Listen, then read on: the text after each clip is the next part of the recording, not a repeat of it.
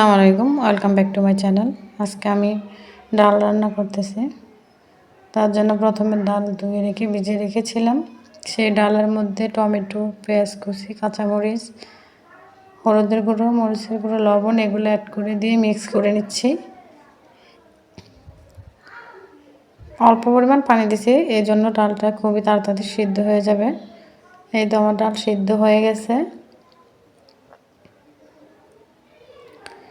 এখন আমি ডালঘুটনির সাহায্যে এটাকে মিহি করে নেব। এই তো আমার ডালটা পুরো গলানো শেষ। এখন ফুটন্ত গরম পানি অ্যাড করে দিচ্ছি, যাতে ডালটার তাড়াতাড়ি বলক চলে আসে। এই তো ডালের বলক চলে আসছে।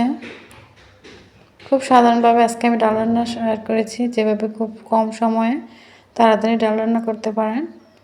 এখন আমি ধনেপাতা দিয়ে দিচ্ছি ডালের উপর। এভাবে ডাল রান্না করলে খুবই অল্প সময় লাগে, আর ডালের টেস্টও খুব মজা হয়। কম সময়ে একদম ঘরোয়াভাবে ডাল রান্না করেছি। তো এখন ফোড়নের জন্য পেঁয়াজ, রসুন কুচি তেলে দিয়েছি। এতে আমি ডাল এখন বাগার দিয়ে নিচ্ছি।